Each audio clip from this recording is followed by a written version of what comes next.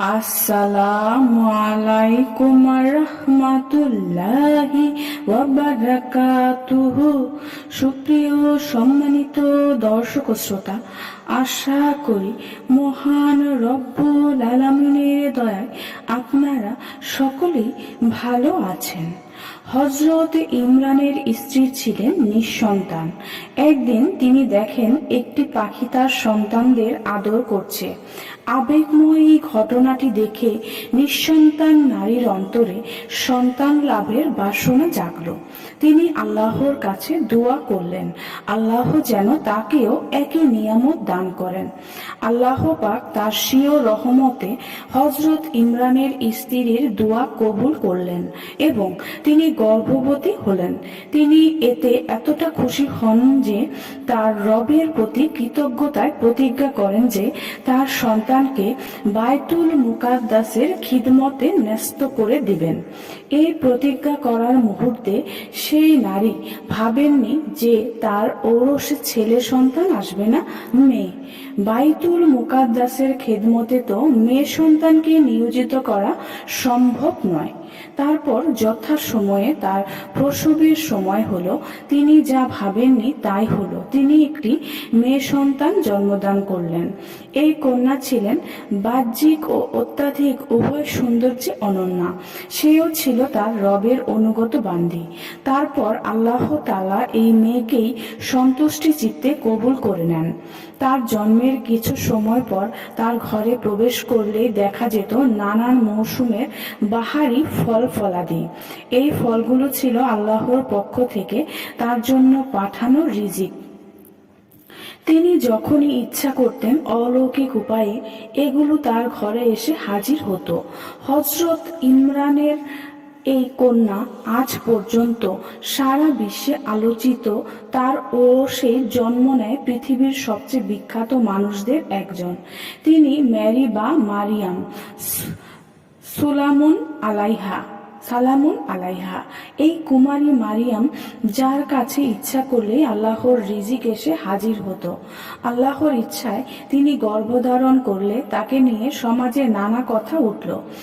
এত কথার মুখে পড়ে তিনি লোকালয় থেকে দূরে এক জায়গায় আশ্রয় নিলেন। সেখানে তার কাছে খাবার নেই, মাথা গোঁজার ঠাঁই নেই, অথচ তিনি সন্তান সম্ভাবা। অতঃপর মারিয়ামের প্রসব বেদনা উঠল। জিবরাইল আলাইহিস সালাম তাকে সান্ত্বনা দিলেন এবং বললেন পাশের খেজুর গাছের কাণ্ডে নাড়া দিতে, এতে গাছটি তার জন্য পাকা খেজুর দান করবে। এত কষ্টের মুহূর্তেও আল্লাহ কি চাইলেই তার জন্য পূর্বের মতো অলৌকিকভাবে রিজিকের ব্যবস্থা করতে পারতেন না? তিনি তো পারতেন তার রুহু জিবরাইলকে দিয়েও খাবার পাঠিয়ে দিতে। কিন্তু তিনি আদেশ করলেন অন্যতম শক্ত একটি গাছের কাণ্ড ধরে নাড়া দিতে। সেই সময়ে যখন মারিয়াম তার জীবনের অন্যতম দুর্বল অবস্থায় আছে, এখন পর্যন্ত শুনে কার মনে কি এসেছে জানি না। মনে হতে পারে আল্লাহ তাআলা হয়তো বান্দার জন্য কষ্ট চান, সহজ চান না। এখন মনে না হলেও এরকম দুঃখের মুহূর্ত আমাদের জীবনে যখন আসে, যখন অসহ্য লাগে আশেপাশের সবকিছু, তখন নিজের অজান্তে আমরা কেউ কেউ বলে উঠি, আমার সাথেই কেন এরকম হচ্ছে আল্লাহ? মারিয়াম আলাইহিস সালামকে সেদিন অল্প কষ্টটুকু দিয়ে তার ছোট একটা পরীক্ষা করে নিলেন আল্লাহ সুবহানাহু তাআলা। তার এই গল্পটিকে জায়গা করে দিলেন পবিত্র কোরআনে। হাজার হাজার মানুষের দুঃখের মুহূর্তে সান্ত্বনা খোঁজার মাধ্যম করে দিলেন তিনি মারিয়াম আলাইহিস সালামকে। যতবার কেউ তার এই ধৈর্য আর তাকওয়ার গল্প শুনে মনে মনে শান্তি পায়। মারিয়াম আলাইহিস সালামের আমল নামায় কিছু সওয়াব যুক্ত হয়ে যায়। জান্নাতে তার মর্যাদা বাড়তে থাকে। আল্লাহ তাআলা তাকে জান্নাতি নারীদের মাঝে সর্বশ্রেষ্ঠ করেছেন। তার নামে নাজিল করেছেন একটি পূর্ণাঙ্গ সূরা। সেদিন ইমরানের স্ত্রী যদি মেয়ে হওয়ার দুঃখে কাতর অকৃতজ্ঞ হতেন, তবু মারিয়াম সালামুন আলাইহার মর্যাদা এতটুকু কি কমতো? আর মারিয়াম আলাইহিস সালাম যদি তার কষ্টে দুঃখে আল্লাহর অবাধ্যতা করতেন, তবুও কি তার ঔরসে ঈসা নবীর জন্ম হতো না? আল্লাহর পরিকল্পনা অনুযায়ী সবই হতো, শুধু আল্লাহ তাদের সাময়িক পরীক্ষায় ফেলেন মাত্র, তাও শুধু এর জন্যই যে তিনি যেন তাদের মর্যাদা বৃদ্ধি করে দিতে পারেন। সেই দুনিয়ার শুরু আছে কিন্তু শেষ নেই। আমাদের জীবনে সুখের মুহূর্তগুলোর কোনো মূল্য নেই যদি দুঃখগুলো না থাকে।